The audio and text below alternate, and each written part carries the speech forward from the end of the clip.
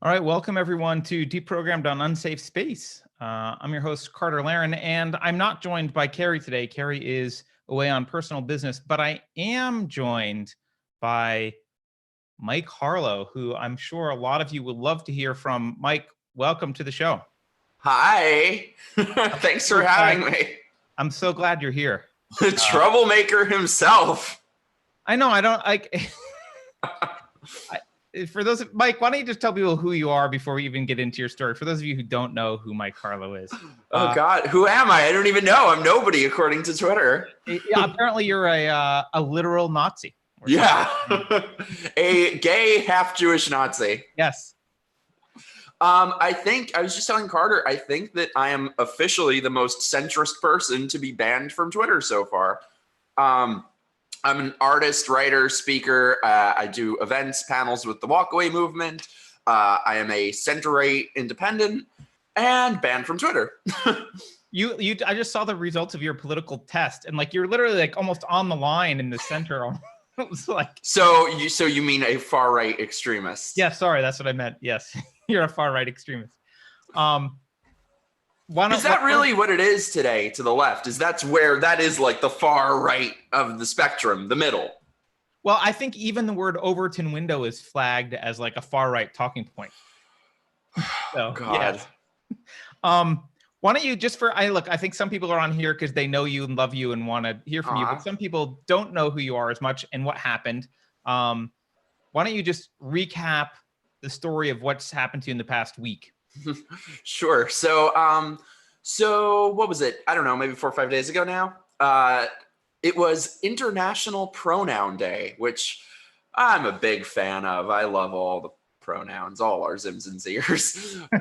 So anyway, I was tweeting my thoughts on International Pronoun Day and on all of these ridiculous genders and radical gender ideologues. And I said a couple of totally reasonable things, namely that I think all of these ridiculous genders are very derogatory to transgender people. All of this stuff about, pronouns and all that shit, it's not treating transgender people like they're any other man or woman. It's turning them into this weird other thing that you have to walk on eggshells around them and you have to go up and, what are your pronouns? And I don't think that's right. So just that apparently is an opinion you're not allowed to have. Yes. So anyway, and I also gave some facts debunking this ridiculous hysteria that transgender people are being murdered in the streets and they're dying. It's ridiculous. It does not hold up to scrutiny. You are 4.5. Let's clarify. They were hate facts. Yes. To be clear, you are 4.5 times more likely as a member of the general public to be murdered than a transgender person is. So yeah, I literally was just stating facts. Yeah, Mikey pointed, I'll just read the numbers. Mikey pointed out that 5 out of every 100,000 Americans are the victims of homicide and 1.1 out of every 100,000 trans people are the victims of homicide. So, but trans people are being murdered. Yeah. So anyway, though, so next morning I wake up to see an email that my Twitter account has been suspended. And, the day before I was getting all these people pissed off who had some like pepper in their panties that I had said this stuff. So I just assumed that somebody had reported me and I was just going to be suspended and put on the naughty step for a couple days and time out. No, that's not. So I found out after that it is a permanent Twitter ban. So over the course of a day or two, I got 3 different explanations from them. None of them make sense. So initially they told me that I was evading a permanent suspension. I never had a permanent suspension. Then the second one was I was managing multiple accounts for abusive purposes. I've never had multiple accounts. And then finally, almost 24 hours after banning me, they dug up an actual tweet from maybe 3 months ago where Megyn Kelly had posted pictures with her children and, all the Twitter mobs were attacking her because, it's tone deaf and children in cages and all that. So anyway, so I'd responded to some blue checkmark who was attacking her, and I was like, oh my God, she loves her children, burn the witch. Like a Monty Python kind of joke, like you said.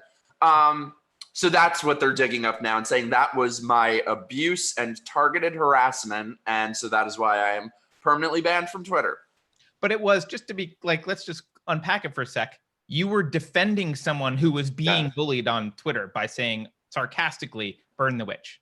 Yep. But it doesn't matter because I wasn't defending the right person. It's literally the opposite of abuse. Yeah. It doesn't matter. That's the thing. It doesn't matter. Nothing matters with this. If you are not a radical leftist, if you are not a loyal Democrat, it doesn't matter. They will find a way. I think I'm officially the most centrist person to be banned from Twitter. And people, I think, have been kidding themselves to think, you know, they were just starting with obnoxious people like Alex Jones or Milo, like, because it's easy to get people to go along with that because most people don't like them. But I've been saying for a long time, this line keeps moving to the center and moving to the center, and there's going to be nobody left soon.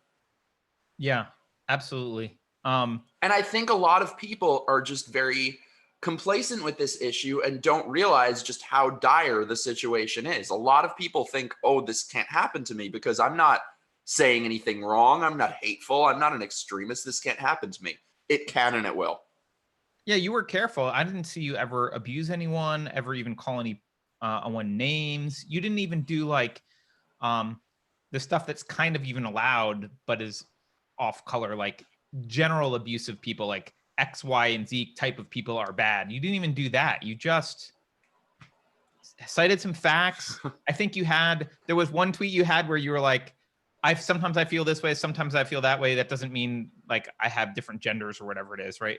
Yeah, because it's ridiculous. They're trying to tell us that fashion style makes you your own gender, which is funny because if you think about it, ironically enough, these people actually have the most narrow-minded view of gender and expression than all of us do, because they think if a guy wants to dress more, what's considered to be more feminine or something, then that makes you not a man. Right. They're more narrow-minded than any of us are. Right. And I know you've seen this stuff in the news lately, but not only that, if you're a kid and you do it, they want to immediately transition you. So. I was reading about that last night. It genuinely makes me want to cry, that situation. It's child abuse. I mean, there's no other term. It's beyond child abuse, I feel like. I mean, how are we letting this happen? Yeah. Because nobody will speak up, because nobody except people like us and our friends and people who support us, most people will not speak up about this. Do you know, I know somebody who is so far radically left, she used to be in Antifa. And even she agrees with me on this issue about children transitioning. Even she agrees with that. But she won't speak up. Nobody will. No, because they're deathly afraid of this kind of crap getting banned from Twitter. Yeah. You know, you made some really interesting points. So in your video where you explained this to people, and I want to kind of go over some of them with you because I think, you know, so I believe we're in a culture war. I believe we're actually in the. I know this is going to sound hyperbolic. Go watch Forward Observer's YouTube channel if you want to argue with me, because I'm not the one making this argument. I just agree with it. I think we're actually already in a civil war. I agree. And it sounds weird to say Twitter is in the midst of a civil war and they're implementing a strategy that's designed to manipulate public opinion. However, it's the only narrative that actually fits the facts of what they're doing. And you made a really good point. So if you're a low-level Twitter person, let's say this is just some random social justice warrior at Twitter that's like, I'm going to ban Mike Harlow, right? I don't like him. I'm going to ban him. Well, presumably, eventually this would get kicked up to a manager through appeals, and someone has to approve that, right? But why wouldn't they go after like David Duke? You've mentioned David Duke still has a Twitter account. Louis Farrakhan, you mentioned someone else abhorrent. Who was it? Richard Spencer. Richard Spencer, right? Richard Spencer still has a Twitter account. And plenty of other ones just like that who even have blue check marks. Right. But if you think about it in terms of a war strategy, yes, you need those people on Twitter. Can you explain why? And because I think it's a brilliant point. Well, it seems very clear to me that these people want you to believe that because it's fun. I always say it's kind of funny that the people who think that there are 9,000 genders, when you ask them how many potential points of view are there in this world, only 2. They think you're either, you either agree with them in lockstep or you're a far-right extremist Nazi. But no, these people want you to think the only ideas that they want you to see are either radical leftism or white supremacy, extremism, Nazism. They need to keep that out there. And I realize because, like you said, in doing events and stuff, I've literally had people call me a Nazi. My dad is Jewish. I'm gay. I grew up around people with numbers tattooed on their arm. It's ridiculous. And it occurred to me this week why they were saying that, because they are so conditioned to think that Nazi is the opposite of radical leftist. Right. Because that's all they say. And that's what any they want. Non-radical leftist is Nazi. Yeah. And that's all that they want you to see. You know, I was going through last night, Louis Farrakhan's tweets. And, the satanic Jews, the Jews are termites, exterminate the Jews. So these motherfuckers talk about, between him and David Duke, talk about having a white ethno-state, exterminate the Jews, they hate everyone. But, I said there are two genders. Right. And Laura Loomer got kicked off for, I forget, criticizing Islam or something, right? It's scarier than that. Criticizing a politician, criticizing Ilhan Omar, right. I mean, think about the implications of how scary that is to have your voice taken away and be banned from the internet for criticizing a politician. And I think that's what people don't realize, is that's the scariest part, because I totally agree with you that this is a bit of a civil war, because what I say is I really feel like right now we are living under this sort of cultural communism. Because think about it, culturally, we have a one-party state right now. What happens in culture or in your life if you step out of line, if you're not a Democrat? Your life is over. You're fired from your job. You're labeled. You lose everything. You know, like, to be honest, like, I don't ever want to sound like I'm complaining or anything, but like 3 or 4 years ago when I first started questioning the left and saying simple things like this doesn't make sense, I had no idea the price that I would pay. I had no idea that I had no idea. I had no idea that just asking simple questions or saying the most basic things like, that doesn't make sense to me. What? There are 97 genders, but gender is a social construct? There are no differences between men and women? That doesn't make sense. I had no clue that the most basic things would alter your life in such a way. You know what? This is a point that I think a lot of older people don't necessarily understand, right? Because they're sitting in jobs somewhere and they think Twitter, like, oh, so you got banned from Twitter. Like, you just save time and you're better at conversation because you're not looking at your phone. Like, what's the big deal? But it is a big deal. You've had actually job prospects yanked from under you because of Twitter already. Can you talk about the impact of that a little bit? Well, I haven't yet for Twitter because that's just happened in the past couple of days. But even for stuff you've written in the past. Oh, yeah, no, I have. Yeah, I've had, when we had our event and there was all this controversy. It was the thing saying, it was all over the press saying, what horrible people we are. And now I'm like scared shitless with any job I apply for, that all they're going to do, all they have to do is Google me and they'll find I'm banned from Twitter. I'm an extremist. I'm a Nazi. I'm all of these things. And it's ridiculous. And it just feels like these people are so powerful that there's no, and the thing is what I think is really, I don't know with this, they will use this. So for example, when we did our Walk Away LGBT event, they compiled this whole dossier of our hate speech, which was all bullshit. Half of it were just, a couple things were just totally taken out of context. Some things were just reasonable opinions. It was nothing. Right. But then they used the dossier to get our future events canceled. And so that's what they're going to do with this Twitter ban is, everything I do for the rest of my life, whether it's just applying for a simple job or whether it's anything in my life, it will be Mike, who is such an extremist that he's banned from Twitter. David Duke isn't banned from Twitter, but Mike Harlow is. That's how much of an extremist he is. Right. I just saw that with Meghan Murphy a couple days ago is, for those of you who don't know, Meghan Murphy, I don't even think she's a liberal, correct? Oh, she is a Marxist, actually, I believe. Yeah. Well, that's what, sorry, parentheses, but that's what I'm happy that people are getting to see now with all this stuff happening with Tulsi Gabbard and with people like Meghan Murphy is what I've been saying for years. It has absolutely nothing to do with being conservative. It is anybody who questions their religion, their orthodox, is anybody who steps out of line. You don't have to be the least bit conservative. Right. But so anyway, though, so Meghan Murphy is a Marxist feminist who was banned from Twitter because she said men are not women. So I just saw the past couple days she was doing some speaking event and they were using that to try to get her events canceled. She is such an extremist. She is so hateful that she's banned from Twitter. Right. So they use this, they fraudulently ban you, and then they use that to take away whatever is left of your life. Yep. And you know, a lot of people that are in hiring positions, they or you know, people hosting events or whatever, but a lot of people in hiring positions specifically, often they're a little bit older. They're maybe not as understanding of what's going on with Twitter. So they use the Twitter ban as a substitute for their own judgment. They're not going to go look at your stuff and decide whether you're bad. No, Well, the mob never. says you're bad, and if I hire you, the mob will go, like, even if I disagree, the mob will go after us because we hired someone who was, you know, quote, banned from Twitter, and it's horrible. They must be a Nazi, blah blah blah. Like, Yep. they just avoid the whole thing. It's like a scarlet letter.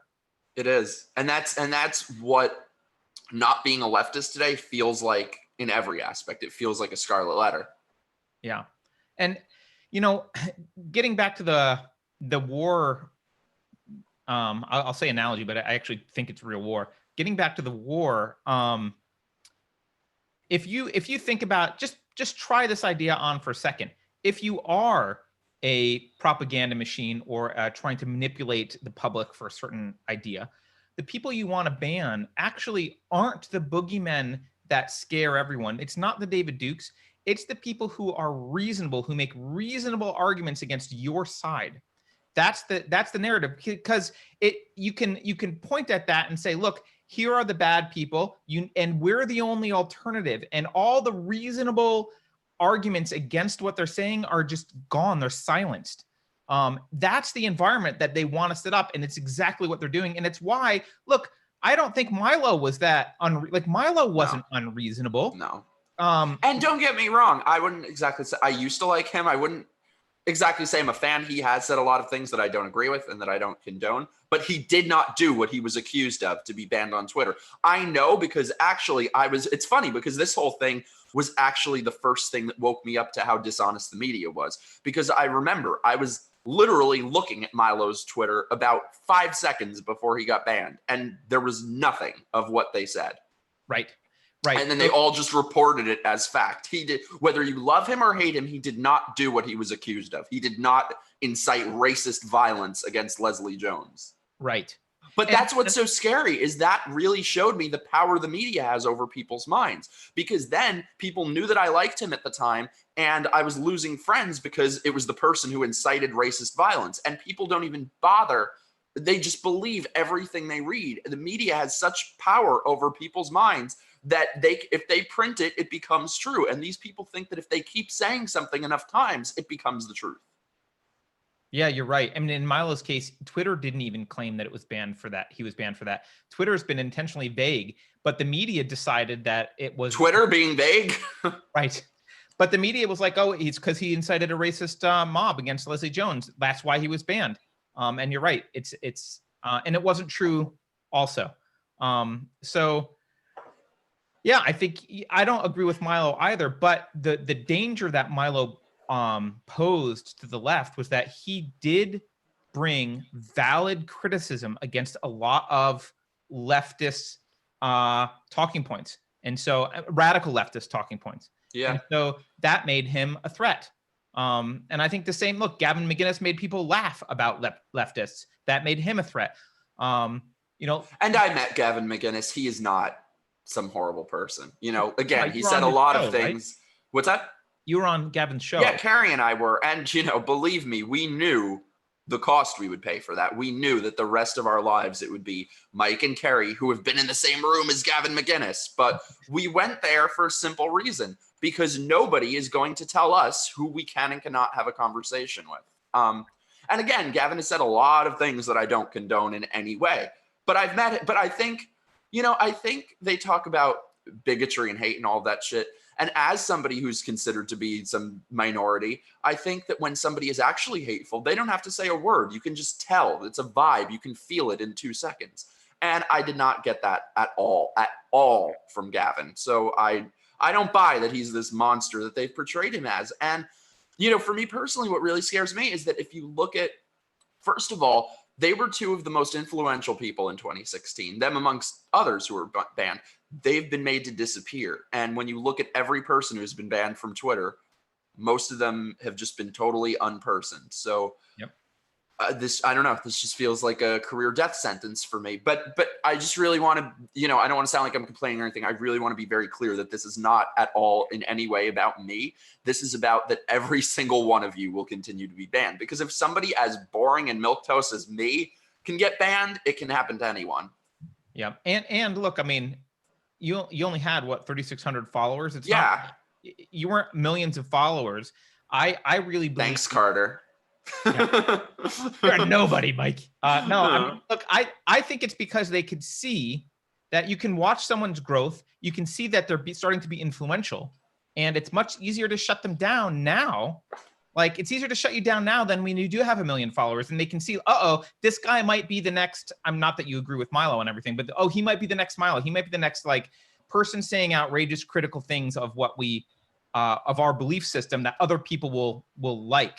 But I don't. That's one thing that really bothers me, though, is I don't think I say outrageous things. I think with Milo, he wants to shock people. With me, I want to persuade people. I want us to all get along and be friends. Like, that's a good point.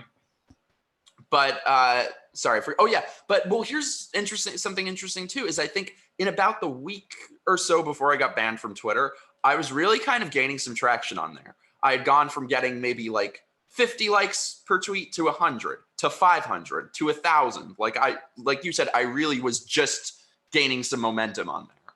So it seems like odd timing. I mean, I think it's intentional timing, right? I mean, because you don't have the platform to make a big enough stink right now. But you might have in 6 months, you might have had a much bigger platform to call attention to this. I feel like not now. I won't. Well, I mean, but I think maybe this is the moment where we use you as an example, though. The community uses you as an example of someone who, you're right. You didn't say outrageous things. You brought some facts to the table. The ban is completely unjustified, even by their own standards, which are crappy standards. So. Well, and I think so one thing too is I think, over the past year, I've met a lot of people who are in this, who have very big followings and stuff. How many of them will speak up for me? Basically zero. It depends on followings, and they're worried. Yeah, one or two of my friends have been amazing and supported me. Other than that, I've had from these people with big followings, I have had less than zero support. And I don't mean people that I'm trying to reach out to, like Tim Pool or something, but like people that I know. And I think honestly, I think a lot of them are very cowardly. They think that they can just hide in the corner, keep quiet, and maybe they'll be the last ones to be banned. Maybe they won't get banned for another year. And also, mark my words, this is, first of all, Google is on tape saying that their goal is to prevent Trump from getting reelected. Right. If you just saw what Steven Crowder did the other night, he exposed how YouTube is suppressing Tulsi Gabbard. So they are really ramping this up for the next election, because I really think that Democrats know that they can't win. They cannot win with all the crazy shit that they're for. They cannot win. And they know that. So the only way is to try and shut people down. And mark my words, we have another year to go before the election. Within the next year, you are going to see people get banned from social media that you never would have imagined would get banned. The most milquetoast, middle of the road people are going to get banned. Yep. I mean, you saw even, Zuckerberg had his hearing yesterday, and you could see the attitude of the Congress people there with respect to political ads, and yelling at him for like, you're not going to fact check ads. And it's like, well, but they don't. Does CNN fact check ads? What? Does CNN fact check ads? Does TV fact check ads? So they're trying to hold them to a different standard. Fact check billboards? Yeah. No. Yeah. Right. Well, that's why I think that deep down they know it was the internet that destroyed leftism, because before they had control over the flow of information. They had a total monopoly on the information that we could receive. Now, when they say crazy shit that's not true, we can go and look it up, and they have to put a stop to that. I think that point needs to be underlined, Mike, because I believe that leftist ideology requires control, because it's ignorance, reality. So if you have access to what's really going on in reality, you can't continue to be a leftist. They need to control the narrative. Yeah. And that's why That's why you've got all the big authoritarian. And when I say left, by the way, I'm talking about the authoritarian left right now. When you've got, that's why China, they control the media. The Soviet Union controlled the propaganda. East Germany, they controlled the media. That's why totalitarian governments control the media. It's because of that. And by the way, Maria Tuskin, who do you know who she is, Mike? She's the knitter that we've Oh yes, I've heard you guys tell me about her. Yeah, she's in the chat right now, and she was saying yes, the cowardice of our friends and colleagues is one of the worst things. Oh, tell me about it. Tell me about it. Because I feel you so hard on that. What's that? She was abandoned also, right? Everyone just ran screaming. Yep. That's one thing where I will say, like I said with Milo, I think a lot of it he did to himself. He has a lot of fault. But one thing he was right about is he said, when you're banned from something, everybody disconnects. It's like you have the plague. Yep. I mean, we won't disconnect. You can come on here as often as you want. Not you guys. You guys have been so amazing. Like, I was like fucking crying watching that episode you did about me the other. Like, it means so much to me. And you guys did that when nobody was fucking speaking for me. So really, thank you so much. I can't tell you how much it means to me. Thank you. Look, I wish we had more followers for you. You will. Where are you going now? Like, are you going to stay on Facebook? Are you worried about Facebook eventually banning you? Like, what's your plan? For me personally, I know a lot of people have, but for me personally, I've never had any problems with Facebook. I've always thought, personally at least, that they seem to be less bad than the other ones. Yeah, I mean, I have Facebook, I have Instagram. It's really frustrating though, because it's like, I start a YouTube channel and I start gaining an audience, and my videos start going from 1,000 views to 5,000 views to 10,000 views to 30,000 views. And then finally I hit the benchmark where my videos can be monetized. And then there was the whole Vox adpocalypse where they start suppressing my videos. They demonetize everything. So now I'm lucky to get a couple hundred views on something. Everything, it was like a week between when my channel was monetized and when they changed their policies. And in that week I made no new videos, but I made like $40 in ad revenue just from old videos. That was in a week. Then they changed their policies. In the time since, it's been 5 months from then until now, when I've made many new videos, many live streams, I've made $2.36 in ad revenue. Jesus. Yeah. So it's like, it just feels, and it's not about the money, it's just the principle of it. It just feels so hopeless. It feels like these people have unlimited power and there's nothing you can do. It's like you gain an audience on YouTube, they'll suppress your videos and take away your monetization. You start gaining some traction on Twitter, they'll ban you from Twitter. It just feels fucking hopeless. Yeah, but you're exactly right. I mean, even our videos, I'm pulled up our channel right now. Like, almost all the there's a few where monetization is on. Almost all of them are limited. Yeah, because and the appeals get denied too always. Yeah, the appeals get denied. Not that we're trying to make money off of YouTube. No, same. But if we were in this for the money, this is the last thing we would be doing. Right.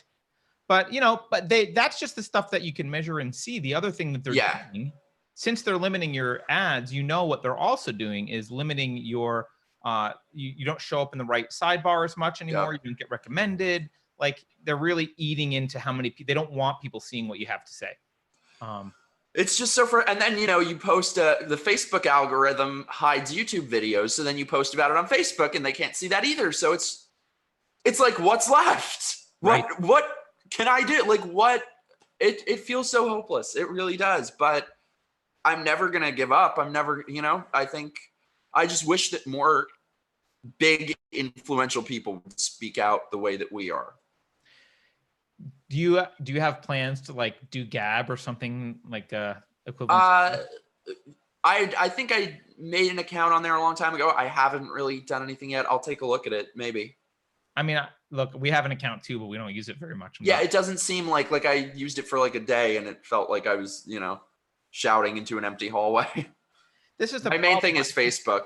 You need the big people to leave Twitter and move somewhere all en masse. Yeah. But I think because they're cowardly, they're going to do what you're saying. They're going to wait until and hope that they're the last person that gets thrown into the gulag. They think it won't happen to them. And believe me, like, I understand that because I thought which is stupid because with everything I know, a week ago, I thought it couldn't happen to me either. I can't be permanently banned. What am I saying that's so terrible? But please, if you are somebody who is seeing this and who is complacent, believe me, if this can happen to me, it can happen to you. It can happen to anyone. Because I really think that I'm pretty boring by comparison. I think I'm pretty middle of the road. I mean, I don't hear you say, I wouldn't even have guessed that you were center right. You kind of just feel center to me generally. I don't hear you say anything outrageous. But like you said, they don't want, I feel like that's almost more of a threat, that they don't want reasonable, independent types. So who has shout out to who has actually been helping you the most? Are there people that are like you guys? And of course my friend Brandon is amazing. He's my good friend. My good friend Brandon, and of course all of my people who follow me, my friends who are amazing. That's about it. My friend Sean, actual justice warrior. Other than that, did you just say actual justice warrior? Yeah, that's my friend Sean, has a YouTube channel. That's his name. That's a good name. Are you thinking about, I know Dylan Law is representing Megan Murphy in a suit against Twitter. Do you have any I would love.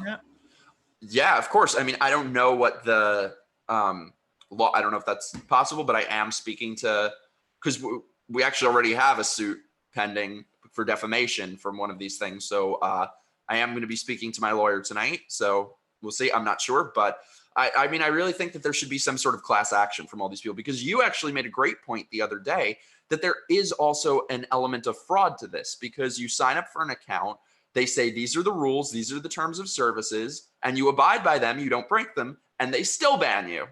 Right. And they, that's the thing that bothers me the most. I mean, I'm a free market guy, so I don't want Facebook and Twitter regulated heavily, but I do want people to have to live up to their word. If I buy an iPhone and they ship me an empty box, then I should, that's not an iPhone. You lied. Yes, I want my money back. And similarly, when I contribute content and help build the platform because I'm told from the outset that that platform supports free speech, and Jack, their CEO, goes up even last year in front of Congress and promises that they implement the rules objectively and it's not about political ideology, but then get banned. That's the same as that's fraud. And I don't understand why that's just not outright fraud, because Twitter wouldn't exist. Would you have joined Twitter if they told you in 2009, hey, Mikey, we're just going to ban you when we don't like stuff you have to say about trans people, but you're welcome to put your effort into our platform? God, no. Or YouTube, if they said, we're going to hide all your videos, we're going to screw you out of money, we're going to, Right. No, of course not. The only place where I'll disagree is I do think, look, obviously, nobody I don't think wants sweeping regulations of these. You don't want the government controlling them. But I do think there needs to be some sort of law, and I think that literally only needs to be one sentence long. Tech companies must uphold the free speech of their users. And if you want to make an official list of reasons that you can't do violence or impersonation, like some very basic things that are very specific, fine. But I think, because the thing is, these companies, when they operate in China, when they operate in Saudi Arabia, they abide by the laws there. Facebook helps Saudi Arabia imprison people for blasphemy. Not only did they uphold that, they helped the government do it. So yet they're going to be taking away, free speech here. Yeah. Another point is, people talk about, meddling in foreign elections. Twitter, which is an American company, took away people's campaign Twitter accounts. It was Sargon of Akkad and someone else that they took away their campaign account in the UK. Twitter is an American company. That's not meddling in foreign elections. Right. Absolutely it is. And, this is just the difference. I think, this is your centrism and my extreme libertarianism. But, one thing I'll point out, though, is that the laws are irrelevant if you have a culture that doesn't want to enforce them. And I would argue, I think they're already violating the law. And look, we have a law. I think it's I forget. It's section 230 of the. I think it's Communications Decency Act. I forget what it is. CDA, Communication Decency Act, where you are, if you're a platform, you are. So normally, like the New York Times is liable if they say something. If they do so, theoretically, they're liable. Now they're never held accountable, but theoretically, if you're an editor, you're liable for things people say on your platform. There's an exception for Facebooks and Twitters because they're not editorializing. So the idea is like, well, if you don't get involved in editorializing, then we're not going to hold you accountable for libel because that's unfair. And that makes sense if you think about like, if I'm Clear Channel and I've got billboards all around, you're not going to hold me accountable if some jerkwad, buys an ad on my billboard and posts something that's defamatory. That's not my fault. It's their fault. But Facebook, but they are editorializing. Right? They do it by banning Mike Harlow is editorializing. It's changing the narrative of like, it's choosing what stories and what get to show up and what gets to be talked about and what doesn't. And I think, honestly, I think we have the law for this. Just no one gives a crap about it. I hope so. I mean, I am going to definitely pursue that. Yeah, it's just, it's so, I really think that a lot of people don't see just how dire what's happening is. And here's another point too, is, I've been saying for years, and I'm sure you guys have been saying the same thing, that what we've been seeing through culture, the control that the left has, that's been happening through culture and through corporations, and that will very soon shift to being state law. That's what's happened in every other country. If you look at Canada, if you look at the UK, where you have comedians being thrown in jail for jokes, that will very quickly happen here. We have a constitution now, but you have people who want to chip away at the Second Amendment, want to chip away at the First Amendment, and how far will that really go? So I don't know if you saw this, but recently in Massachusetts, a state legislator there who's a Democrat wanted to pass a law to make the word bitch illegal. I saw that.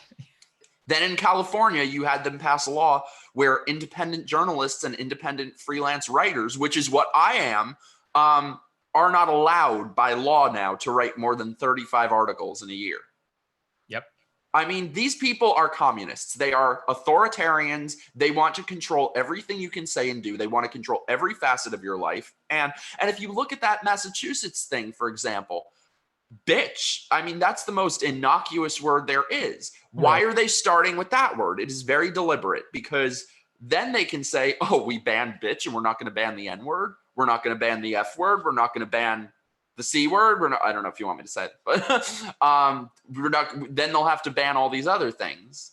Yeah, no, you're right. My biggest fear is, and this is an argument I have with a friend of mine who he's like very much about, I mean, I love the guy and he watches often. I don't see him in chat right now, but he really wants to have like, oh, we need to fix the Constitution to do these things to prevent X, Y, and Z. And I agree with him about what he wants to do, except for the fact that the Constitution's only as strong as the people enforcing it. So if we have a Supreme Court who doesn't give a crap about the First Amendment, like that law in Massachusetts is unconstitutional. If it passed, it would be unconstitutional.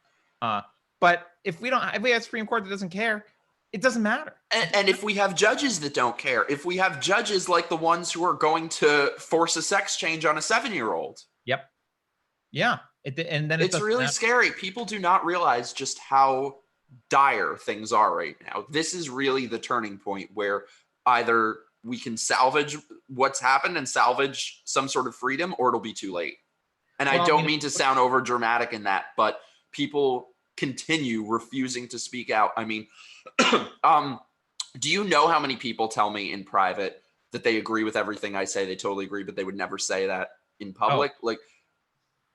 So it's because, if people were being honest and there was some polling done on these issues, like how many people think there are 97 genders? How many people support 3-year-olds transitioning genders? Right. I can't imagine that at least 80-90% of people wouldn't agree with us. Maybe let's say 75%, it's the vast majority of people, but the thing is that the vast majority of the vast majority will not speak up.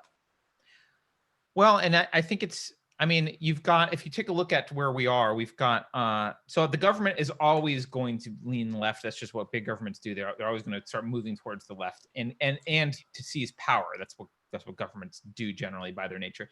But you've got academia, you've got the media, and you've got government institutions, all really controlled by, I mean, they're not representative of the population at large. Their ideology is skewed very far left compared to the rest of the population. And so I think these people aren't speaking up because the people in power, I mean, talk about the systemic racism or systemic oppression or whatever. The system is controlled by leftists by and large. And Mike, I get the same thing. I'm in Silicon Valley. So many people are like, I love your show. I watch it all the time. I listen to it. I just get like, I'm on boards anonymously of companies because like, oh, we need your advice, blah, blah, blah. And I like everything you say. I just can't let anyone know that I like anything you say. You have to be cowards. Like non grata. It's like, all right. Fucking cowards. But I get it. I get why they're No, scared. I do too. Like I said, honestly, I've really paid a hefty price for that. Like there are days where I feel like I've just ruined my life by speaking up. So I get it. But the thing is, if everybody spoke up, if it were 90% of people, 80%, 70% even, there's no way, even if it were just every Trump supporter, that's 63 million people. And it's definitely not just every Trump supporter, because that doesn't include you and I. Right. It would be so many people that there would be no way for this to happen. It's fun. Oddly enough, there's a quote from Harvey Milk back in the day where he said that every gay person, if they want to know what they can do to help, come out. Because if you come out, there would be so many that there would be no way to have mass discrimination. And that's really what's going on here. If every person came out. What'd you say? I said, try coming out as a non-SJW. Yeah. I mean, but if everybody did, they would have to see that it's everybody, it's your friends, it's your neighbors, it's your family. We're not all friggin' Nazis. Right. That's not what it's about. Keri and I disagree about this, so this is not representative of her. But you're worried about the country, like, will it survive? Like, will we survive this? I don't want to be cynical, but I think the answer is clearly no, not in our current form. There's no way this country is going to survive this in its current form. But parts of it might survive somewhere. But I think there are too many people in power who are authoritarian leftists to not. They're gonna get something out of this. I don't know what that's gonna be like, but I think was it Lenin? I don't know. I think it was Lenin or someone. I might be wrong that it was Lenin, but someone said when they were during their rise to power, they said to their friend, "There are now 6 people in the world who fully understand our plans. Victory is inevitable," right? And the truth is, like, most people are gonna follow what goes on. So there needs to be outspoken, active leaders that are opposed to this, to arm people with ideas and to arm people with the willpower and motivation to fight back and come out as not SJW. And I think that's a point that I think a lot of people are afraid that if they oppose this shit, that makes them a conservative, it makes them a Republican. So I really hope that people will see it has absolutely nothing to do with that. We can disagree about taxes and abortion and whatever. It has nothing to do with that. Yep. They will come out. It is about control and submission, and they will come after anyone who steps out of line. Look at how they treat Tulsi Gabbard. She's a Russian agent now. She was a homophobe before. She was everything. Now she's a Russian agent. And it's amazing. Oh, it makes me so mad. Because last election, do you know how many times I was told, you hate Hillary because she's a woman? Really? Well, now is it, do you hate Tulsi Gabbard because she is a woman of color?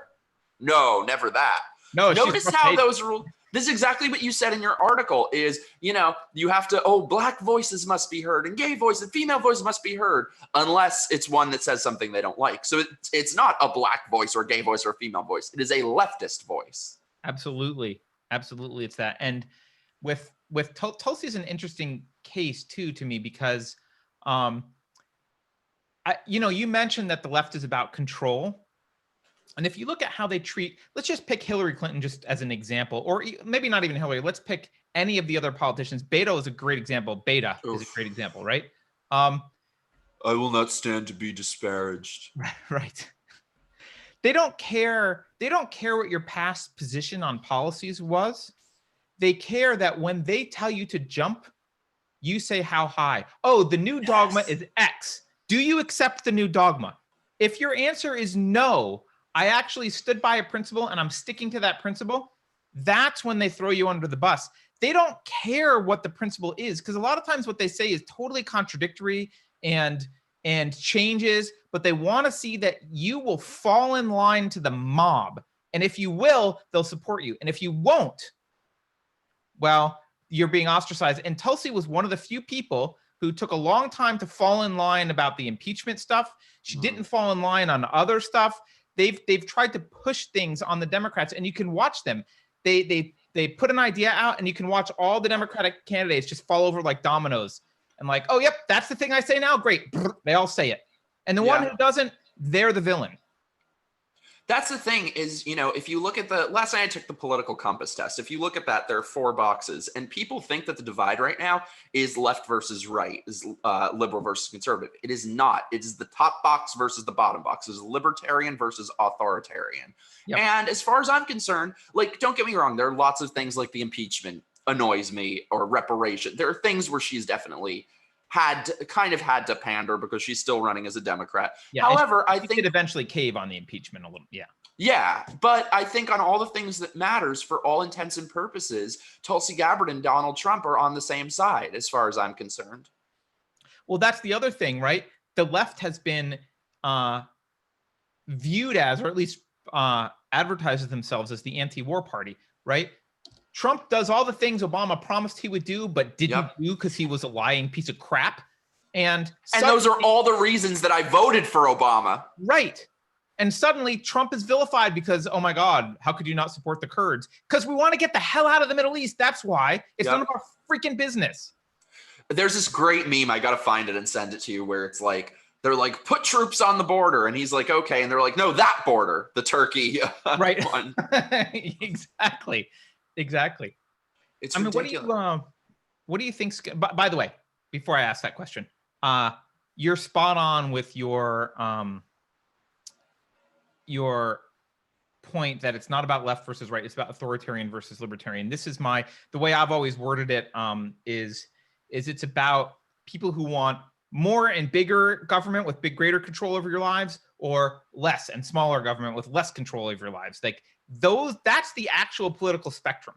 Yeah. But I think it's not even about that much at this point. It is our most fundamental things that are on the line. It is literally freedom versus communism, because that is what we are. People don't realize that sounds like a crazy conspiracy theory thing to say, communism, but that's what we are living under right now in our culture. This is a one-party state right now, and that's not what America is supposed to be. I don't want everyone to agree with me. I want to have friends who are liberals and Bernie support, whatever. We can all, but what we should be able to agree on is our most basic fundamental core values of free speech, you can say what you think, of children 3-year-olds shouldn't be getting sex changes. Right.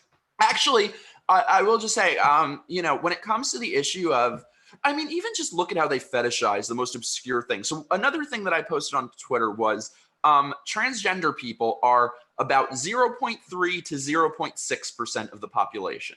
And the vast, vast, vast majority of them just want to be treated like any other man or woman. They don't want some special recognition. There's never been all this bullshit. Trans people have existed for all of friggin' time, and there were never any problems until now that radical ideological nut jobs attach themselves to them. So the vast majority of that 0.3 to 0.6% just want to be any other man or woman. So if you think of the people who think that they're too special to be a man or a woman, at the absolute most, that's 0.1% of the population. Yet we have to bend over backward. We have to change the English language, change bathrooms, change locker rooms, change everything in our society to appease 0.1% of radicals. There's a reason for that. It's like they're going, and I really think that this issue, in terms of there being two genders, you know, a lot of people have said to me, why can't you just give in on this one thing? You don't have to believe it. Just go along with it. Just say it'll make your life a lot easier. Yep. And I'm like, no, absolutely not. Because I think that this, in a way, is one of the most important issues. This is the issue that dictates every other issue, because this is the issue where we draw a line in the sand and decide that we will not allow radical ideologues to decide that truth is not truth, science is not science, and biology is not biology. Because if they can just bully us and socially ostracize and pressure us into accepting a reality which is scientifically, biologically, and factually false, what can they not pressure us into accepting? Right. It's an epistemological inversion, right? It's okay, we're going to give up on Enlightenment epistemology. By the way, I realized I just like nodded my head as if I'm very smart and understand what epistemological means. Sorry. I was like, oh yes, of course, epistemological. Oh, I'm smart. For maybe people, I talk about philosophy a lot. So epistemology is the branch of philosophy that deals with the theory of knowledge. How do you know something is true? How do you validate knowledge? How do you know if something is true or not, right? Is it I feel it, therefore it's true? Or is it we have the scientific method? And the Enlightenment, Western civilization is built on rational epistemology. It's this idea that science, a scientific method, there's reason, there's logic, we test a hypothesis. If reality is contradictory to it, we change our hypothesis. That's the epistemology that we live by normally. And this is an attempt philosophically to get us to flip epistemology on this one issue. And once they've done that, now the floodgates are open. And it's if you accept that because someone wants something to be true, therefore you should throw away science and allow it to be true, there's no end to that. I mean, every psychosis, every form of psychosis is enabled by that one crack in the wall. Yep. I think I'm the Queen of England. Therefore, treat me like the fucking Queen of England. Whatever it is, it doesn't matter. I believe I'm a heart surgeon. Give me a job. Or what about otherkins, people who think that they are animals? Why is that any more ridiculous than being a demi-boy? Oh, that will be next. I know. Well, that's the thing. If we don't and then we'll have to accept it. And, also there are a lot of people who say about pedophilia in the LGBT thing. And I think certain parts of that is just some right-wing talking point, but there is a bit of truth behind it, because we see that there is no line, anything goes, tolerate everything, accept everything. And when the day comes, and it is coming, that we're supposed to accept that, it will absolutely be couched in the same language of LGBT. That's how they are. You just have to accept it. You're a bigot. You're pointing out something really interesting to me also, which is it's the left who goes on and on about consent, right? We both get tipsy at a party, we sleep together, you decide you didn't like it, so therefore it wasn't consent, and I get thrown in jail or whatever it is, right? That's all the leftist, that's the thing. Consent, right? I think schools now have lists of check marks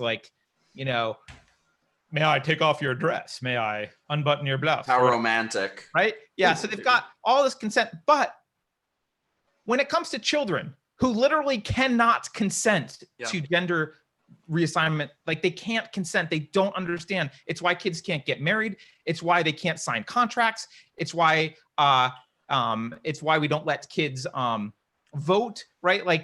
They can't, maybe consent isn't voting, but kids can't consent. It's why you can't. It's why there's statutory rape. Kids can't consent. Yeah. Kids can't consent. It's crazy. What I always talk about with sorry, my roommate's dog is climbing on me. Sorry.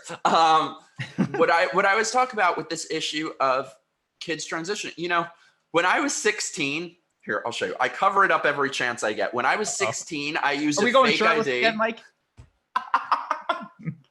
Not that much of a whore at the moment. When I was 16, I used a fake ID to get a Green Day tattoo. That is how capable minors are of making lifelong choices about their body. And that's when I was 16, not 3, not 5, not 7. And I've regretted it every day since I've had it. Can you turn it into something? I don't know.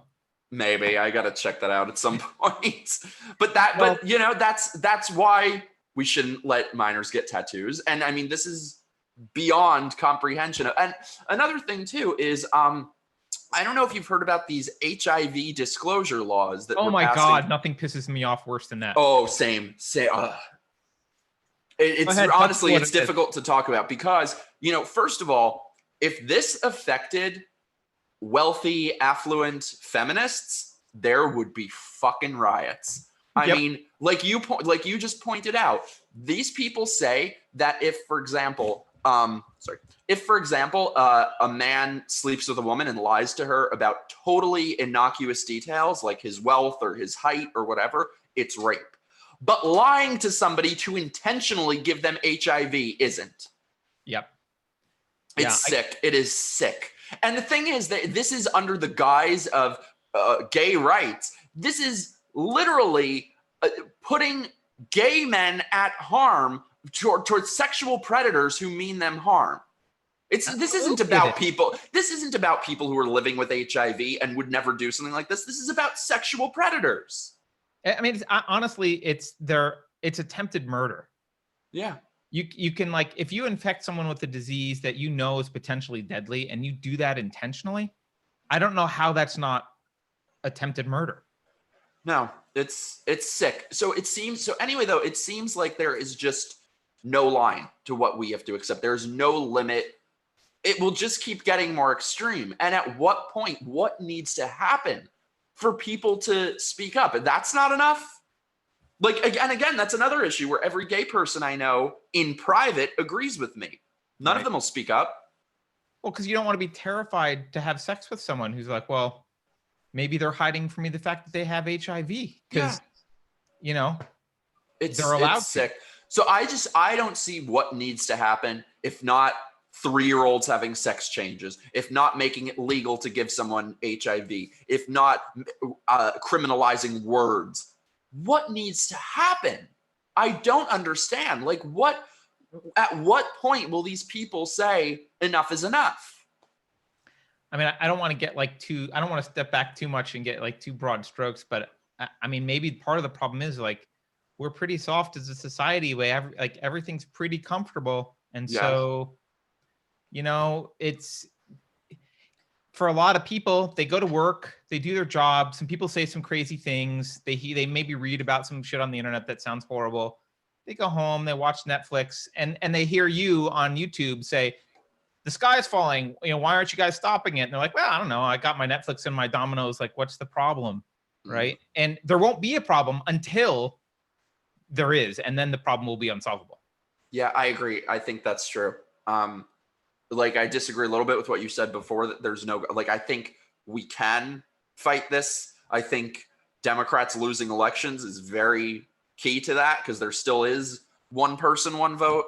But yeah, and, you know, another thing I was going to say, I said this the other day, especially when I saw them trying to criminalize words and all of this stuff. And also, you know, like I said, I'm a freelance writer. If I lived in California right now, I would be out of work. Most articles pay like $25. And you can only write 35. So, you know, like I said, Republicans suck. They are horrible. I get it. The Republican Party is shit. They are extremely flawed. They are very, very, very, very, very, very flawed. However, I honestly feel like right now, at least Democrats losing, but the only option right now is Republicans. So I honestly feel that Republicans being in office is the only thing standing between us and this ideology taking control of everything, which it already has taken control of almost everything. But then you add the government to that, there would be no going back. So for me, I'm vehemently voting for Republicans, and I will just use my voice and my advocacy to try and change the bullshit in the Republican Party and to get them to be more in line with what their core founding values are supposed to be. I mean, I'm not a cultist. I'm not just going to accept, I'm not going to, you know, because I think Trump derangement syndrome goes both ways. There are definitely people who think he walks on water. So I'm never going to be one of those types. I will always call them out and criticize them because I want them to be better. But I'm absolutely going to vote for them. Well, I mean, Republicans often, this is the thing that's frustrating for me as someone who spent a long time as a libertarian now ANCAP, but Republicans always run on pretty libertarian, like / classically liberal ideas. I mean, with the exception of sometimes they admit they're a little bit more warmongery, although now they're not. But because they stopped being warmongery, because the Democrats caught up to them. But yeah, you know, they run on like, oh, we're gonna, you know, get rid of regulation, we're gonna be smaller government. Like they run on stuff that sounds kind of what a lot of people want, but they don't ever do it. And I think for me, the thing with voting for politicians is, and this is why I actually like, look, there's a lot of crap I hate about Trump, right? Yeah. But for me, wish you would just stop talking. I'm going to make that like a hashtag, Dear Mr. President, stop talking. But some of the talking is good. And here's why. No, yes. We may disagree with this, but about this, but for me, I think because I think we're in war right now, and part of that war is a cultural war, and this is an ideological war. I see the biggest threat is this radical social justice left ideology. And I think the only people that I can get motivated to vote for are people who explicitly see it and stand against it. Yes. Because if they don't, they will be consumed by it. And the one thing Trump does is he sees it and he stands against it. Now, he does a whole bunch of crap wrong that I don't like, but he does those things. And in the cultural war, to me, that's super, super important. That's everything right now, I think. For me, I'm a one-issue voter right now. I think the most important issue is the fact that we are living under cultural communism. We have every powerful entity in this country, academia, the media, corporations, entertainment, tech, social, every entity in this country is in alignment. Everyone is ideologically aligned. Everyone is pushing more censorship. Everyone is pushing one political party. Can you imagine if we then put the government in alignment with that? It would be the end of having any rights. So I am voting for the party that will prevent that. And also, it's not about electing Republicans. It's about electing the right Republicans, because I think that that's the best thing Trump has done, is he has made all of those neocons irrelevant. I mean, they're still around. They still have power, but I think there's a huge desire, at least now, to get them out. Yeah, I mean, I think in many ways he's not really a Republican, right? No, he's not a Republican. He's just that's his best quality. Right. He's just a populist who, you know, instead of trying to run third party in the general election, he ran in the Republican primary and won. And so we call him Republican, but he's not actually Republican. And you can see that by how much the Republican Party hated him at the beginning. Yeah. Oh, by the way, sorry, parentheses, but just what I was saying about Twitter, there's something I wanted to mention that I forgot, because I can still see on my Twitter app, I can see stuff. I can't see stuff on the front. I can't see other people's tweets, but I can see my notifications and I can search for stuff. Huh. I can't see like your feed. I can't see that, but yeah, so I can see, like, I can search for like the hashtag people. So anyway, though, I saw a couple people tweeted to you last night. This is interesting. 3 different people searched my page and 3 different things came up. So Twitter can't even make up its mind with that. One of them, it said that I blocked them, which I didn't, of course. So one it said there's no account. Another one said there was an account, but I never tweeted. And another said I blocked them. So I think that confirms what I already suspected, that this is no algorithm. This is a person, because how does that happen? You know? Yeah, I mean, I don't want to speak to how it happens, because who the hell knows? But yeah, I saw that and I was like, oh, great, he's back. But then I went, and when I go to you, here, I'll go to you right now. Mikey the Harlow, account suspended. So yeah, there was one where it was like, you've been blocked. Yeah, that might be like, who knows? Who knows?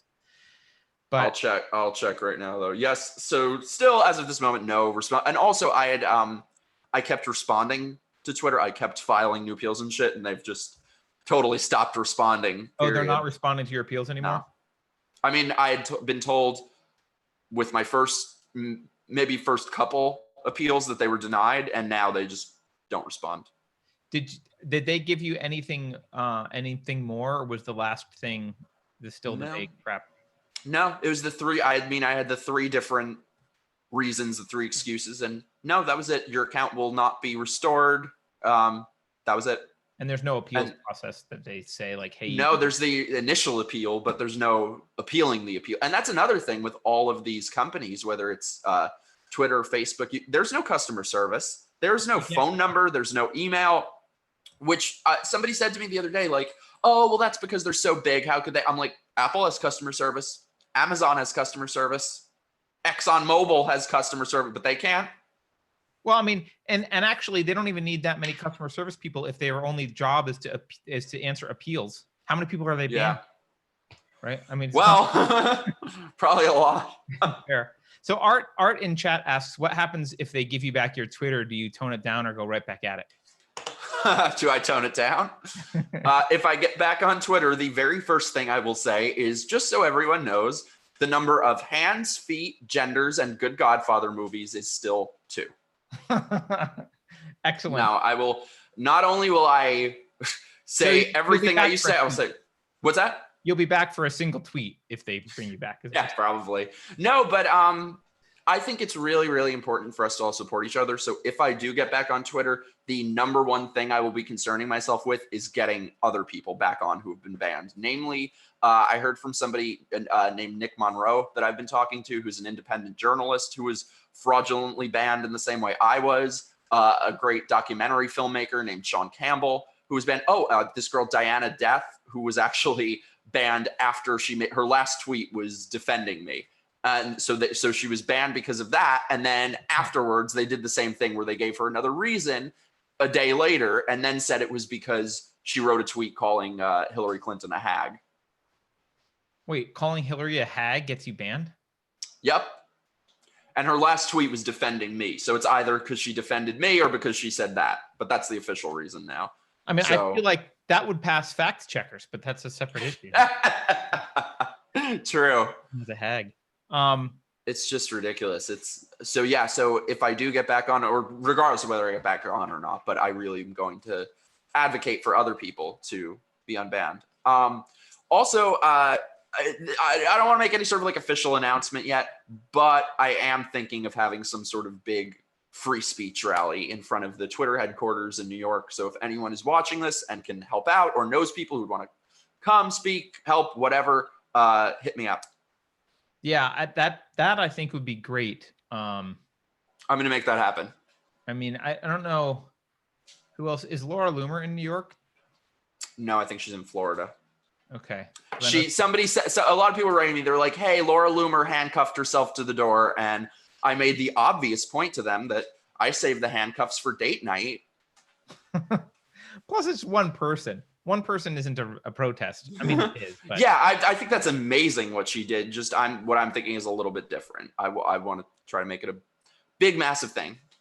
I don't know why. I mean, I do know why, but it's frustrating that your story's not covered. And actually, all those people you just mentioned, I don't know. I've not heard their names. I assume they don't have millions of followers. They're all.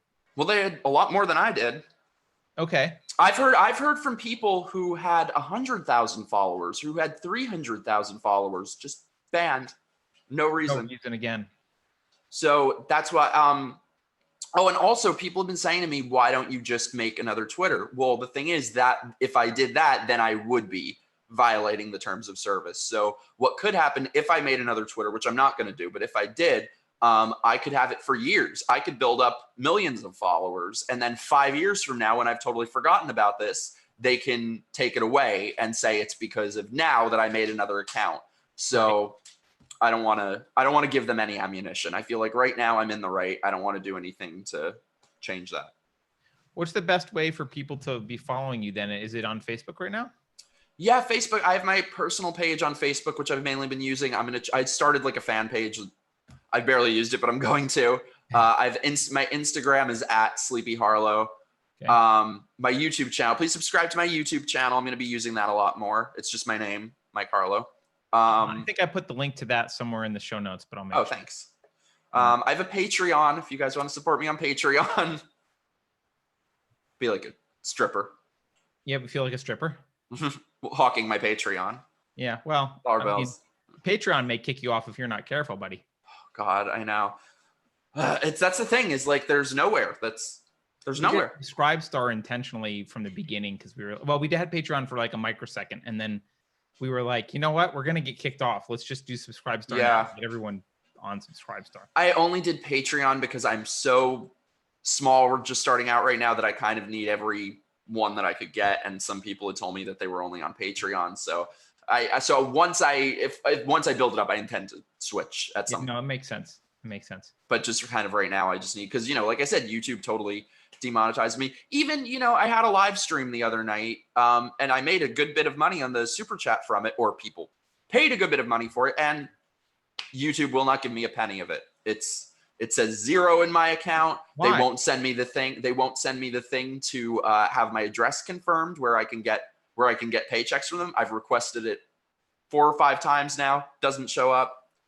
And it's not, and the money from the super chats doesn't even show up in my AdSense. So what the hell? It's, that's the thing people don't realize. It's not any one of these things. It's the totality of every single one.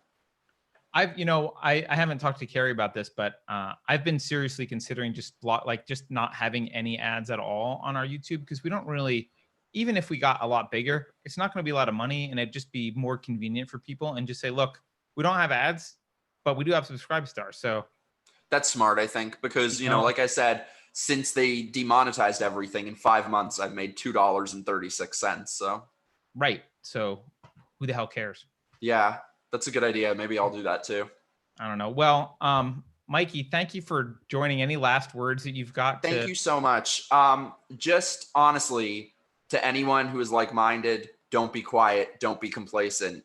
Things are getting worse. And mark my words, over the next year before the election, it is going to get so much worse if we don't fight back. They are going to be banning people that you would have never thought would be banned. The most middle-of-the-road people, the most reasonable people, I think, there's going to be nobody left. So the time is now, and I really want everybody watching to understand that this is not about me. I'm not saying, hey, everyone come rally around me. It's all about me. No, it is about the issue. It is about the principle. It is about all of us. It is about ideas being preserved and freedom being preserved. So please, you can't be complacent. You can't sit quietly thinking that you'll be the last one to get banned. Okay, so wait, now I have another question. Sorry, I was going to let you. No, good. I'm good. I got all day. Another question. I think it's possible. So I agree with you. I don't think the left could win in a fair fight in 2020, but I do think it's possible that they could win. I do too. And if they do, I assume everyone will know. I mean, at least everyone who's not a leftist drone will know it's because Facebook, Google, YouTube, and Twitter all pushed votes towards the Democrats, which, by the way, if you haven't seen, what's his name? Steven Crowder? No, Richard Epstein, I think. Unfortunately, his name was around at the same time as, maybe it's Robert Epstein. I forget. It's not the pedophile Epstein, but the other. It's unfortunate if that's your name and you have to always clarify, hey, I'm not the pedophile one. Yeah. I think his first name's different. I forget. I think it's Dr. Richard or Robert or whatever. But he, he testified in front of Congress that he thought Google had swayed. I think it was Google had swayed something like between 2 and 10. Oh, yeah. Right. And they weren't even trying. We know they can sway the election if they want to. And it's pretty clear that they want to. So my question to you is, if they do sway the election, what does this country look like after that? I don't want to think about that. I don't want to be like they are. I don't want to be like, we're living under fascism, KKK USA. So I don't want to be like them. We have a constitution. We have checks and balances. It would be very hard to be hopeful with that, but especially if they take Congress. Democrats having all 3 branches, or Congress and the presidency, would be a nightmare. I don't know. I think the most important thing is we can't let that happen. And also, it's not just social media. It's not just the internet, because if you look at a lot of things that happened in the midterms. If you look in Florida and Broward County, votes disappearing and people who were convicted of destroying ballots kept their jobs, and then more ballots were missing. I think that was a test run for 2020. And, I'm going to get a lot of shit for saying this, but I think in 2020, we don't have the luxury right now to care about things like words or stuff like that. We don't have the luxury to stand on formality. We have to rally around voting for the only person who is opposing this, the only real option, and that is the president. So I think that people like us who are like, well, I don't love him, I'm not crazy, it doesn't matter. I mean, do you like free speech? Do you like having a constitution? Do you like the Second Amendment? Do you like border security? Yep. So I think, and I'm hoping that either in this term or if he's reelected, I'm just really hoping that he will make a real issue out of fighting censorship. I know he's talked about it and he had one executive order about colleges, but I really hope that he will make this a core issue. Actually, if he were to do that during the election, I think it would be a winning issue for him if he made one of his big campaign issues that he'll be going after online censorship. Yeah, it might be, because there are definitely a lot of people who care about that. And it would bring it out of the shadows too. Yeah. I'll mediate my cynicism a little bit by saying I do think also at the state level, it's important to vote for your state government that's going to oppose this kind of crap, because states do actually have quite a lot of power if they want to exercise it. Yeah. So, no, that's more important than that's what I feel even more passionately about is not Republicans, because screw Republicans, but electing a certain type of Republicans here, because my city in New York has gone to hell under, with de Blasio, we've had the most far left mayor in our history, and we are really suffering because of it. So for example, I live like 2 blocks outside of AOC's district. I'm just outside of it. But in her district, for example, there are all different people running in the Republican primary to oppose her. And some of them are typical, because in New York, the Republicans, they don't run real candidates. The people that they always run as Republicans are like useless. They do nothing. They don't try to win. You wouldn't even want them to win. They're horrible. But now I'm seeing that change. So there's some people like that. But then there are also people running. I forget this guy's name offhand, but there's this one guy who's this African-American who was incarcerated for a long time and then totally turned his life around and is a business owner and is just amazing. So I think we really need people like that. Yeah. Yeah. So it's about electing the right type of people. Absolutely. And not to put words in your mouth, but for me, it's the people that stand up to social justice and stand up to this insanity and call it out, know what it is. Absolutely. No, you made such a good point that if you're not explicitly fighting against this, you will bow to it. Yeah. I mean, it's a shame, but that's what happens. So yeah, I just hope that people will speak up and will come out and will, because now, if not now, then when? Yeah, it's just really scary how they keep taking more and more control. And like I said, I'm fairly certain that I'm the most centrist person to ever be banned from Twitter. So if it can happen to me, it can happen to anyone. Yeah. But I do want everybody to know I'm not giving up. I'm not going to shut up anytime soon. I feel the tide turning a little bit, at least for me personally, because a couple days ago, oh God, the episode that you guys did about me was like the only thing keeping me from jumping off a bridge. I was so miserable. So thank you guys so much. But I love you too. So yeah, I'm not giving up. You guys don't give up. We just have to stand up to these people and make it clear who we are. We're not Nazis. We're not extremists. We're not anything that they want to call us. And so their words have no power over us. Yeah. Sticks and stones may break my bones. But oh my God, words are so much worse. I can't even. By the way, I think you could totally do a spoof video of that guy who cried about Britney years ago. Do you remember that? Yeah, why? Leave her alone. I totally think you could do that. Why? I'm like a decade and a half too late. I know. I just the tone of your voice just now. I was like, oh, it almost. You bastard. You know how many years people said they were like, "Are you the leave Britney alone guy?" I know. It's too late. Bitch. It's over. Mike, thank you for joining. Thank you so much. Mike's YouTube channel, his Facebook are both already in the show description. Also, I'll add Sleepy Harlow is his Instagram, so you can follow him there. And please. Yeah, and like I said, hopefully I'll have an announcement to make soon. We're looking into having some sort of free speech rally. If you are in New York, please, please, please come. Well, I should have an announcement in the next couple days. Awesome. Looking forward to it. Thank you guys so much for having me. You're the best. Also, oh my God, am I the first and only 4-time guest? I think so. I mean, what do you mean you think so? I mean, we try and space the guests out. You were just on 2 weeks ago, but so much changed in your life that it's like we had to have you back. Okay, well, as far as I know, I'm the first 4-time guest here, and so y'all know I'm going for number 5 soon. Well, I think that's right, and you deserve it. So thank you so much for being on, Mikey. Thank you so much, Carter. And Keri, we miss you. We do miss Keri. All right, well, bye everyone in chat. Thanks for watching. We're gonna thank you. See you tomorrow. Take care.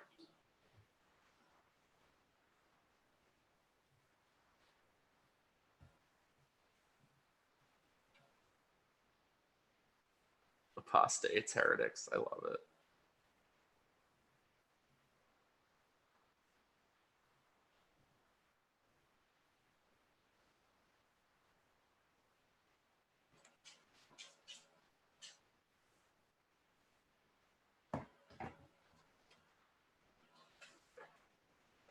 What baby? Penny.